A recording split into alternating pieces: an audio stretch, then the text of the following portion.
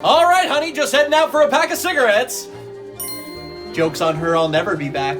I'm abandoning my family. When My Little Pony Friendship is Magic made its debut in 2010, there were two peculiarities that the fandom had a lot of fixation on, and that was the absence of Applejack and Scootaloo's parents respectively. Many fans found it weird for a family as big as Applejack's. She lives with her grandmother and not even a whisper of her parents being around. As for Scootaloo, she was just some random kid. She had no relation to the rest of the cast like the other Cutie Mark Crusaders did. Hell, we didn't even know where she lived for years. For all we knew, she was homeless. A lot of fans began to question who their parents are and where they've been. Many theories and headcanons were crafted, and like almost every question in the Brony fandom, it would be answered in the show itself. Applejack's parents were introduced in the fan favorite episode The Perfect Pair, which had some serious undertones that they passed away from some unseen incident. As for Scootaloo, we didn't get to see her parents until the very last season, in the episode The Last Crusade, revealing that they were alive but traveling the world for adventure. Scootaloo has a home, but has multiple caretakers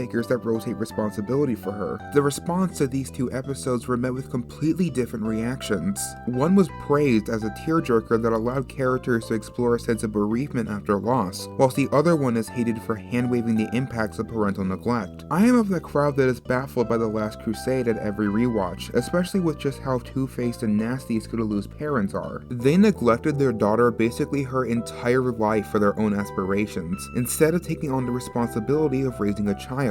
What's worse is that when they wanted to be involved in her life again, they went to strip her away from the only friends and family she actually had, preventing her from having any semblance of a normal childhood for their own selfish aspirations. Did I mention that Scootaloo is disabled and they go on dangerous adventures? Jesus Christ, these guys are awful, and I think the writers knew this. The pacing of the episode just felt so weird, and the fact that her parents didn't actually feel like characters, just obstacles to tie up loose ends, makes me feel like there was supposed to be a bigger conflict that was swept under the rug because the subject might have been too heavy for Hasbro to handle. Like, these two act like complete airheads the whole episode, and none of their faults are ever called out. Scootaloo needs to prove to her parents that she's important to Ponyville in order to stay. Yes, she needs to prove herself to two neglectful asshats. I'm willing to bet that there's some draft of the episode out there where the moral is about found family and that Scootaloo considers her parents to basically be strangers. But that's just my crackpot conspiracy theory. What makes me even more confused is that the idea of bad parents in My Little Pony isn't a foreign concept.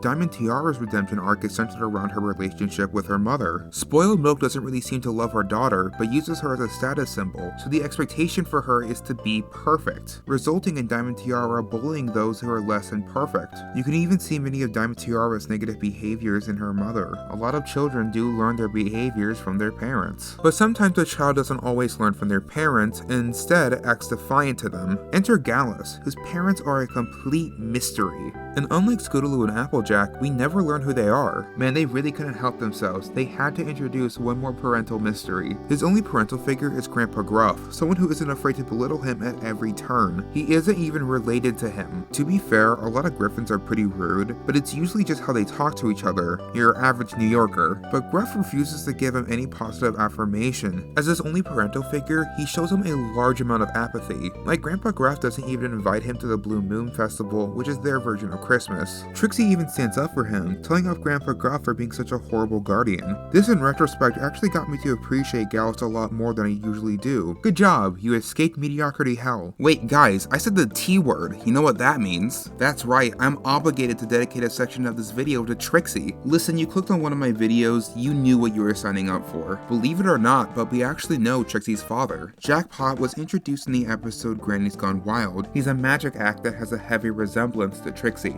Though never said out loud in the show, it has been confirmed that this is in fact Trixie's dad. What's weird is that you would think in a kid's cartoon, they would want to make this fact apparent to all the children watching. But no, Jackpot does not once mention his daughter, so it can be determined that Jackpot, much like many other parents in this show, is a neglectful father. Or alternatively, he's ashamed of his daughter's lifestyle. Take that as you will. This actually goes hand in hand for when Trixie stood up for Gallus against Grandpa Gruff, and why she took his neglectful attitude so personally. Dare I say, was this intentional? Guys, this show is so peak. Moving on, a set of parents I see quite literally nobody talk about is the parents of Rarity and Sweetie Belle, Hondo Flanks, and Cookie Crumbles. Who the hell are these guys? All we know about them is that they're always on vacation and they leave the responsibility of raising a child to their oldest daughter. At least Scootaloo's parents had a job. These two are retired, presumably rich socialites that effectively made their oldest daughter a single mother. And just like Scootaloo's parents, they weren't even present when Sweetie Belle got her cutie mark. Hell, I don't even think she was at Rarity's show when she got hers. This makes me wonder what Rarity's childhood was like, and if it was very similar to Scootaloo's. There's a lot of story potential here for an unlikely pair of characters. Now, I've gone on and on and on and on listing examples of bad parents in the show, but why is this a common trend? Why does the series insist on returning to the theme of absent, neglectful parents? Well, I believe that it wasn't meant to be a theme at all, and was just a byproduct of how much the fandom infected the show. Lauren Faust said that Applejack's parents were never meant to be characters. There was just no thought or deeper reason put behind their absence. It's not like they didn't exist or weren't a part of their lives, they just happened to not be on screen. They could have been any family member in any shot of the Apple family reunion, so the same could be said about Scootaloo. She was just some random kid and her family life wasn't really important. Like, no fan is clamoring to know the home life of Snips and Snails. It's just not necessary information, and sometimes when writing you just leave that out. But just how much fans were able to care about these characters led them to craft stories and headcanons to give full contextual backgrounds of any character that catches their attention. So when background characters like Derpy or Dr. Hood start to become fan favorites, the writers took this love sincerely. Then the writers start thinking like fans. Why would Gallus have such a strained relationship with Grandpa Gruff?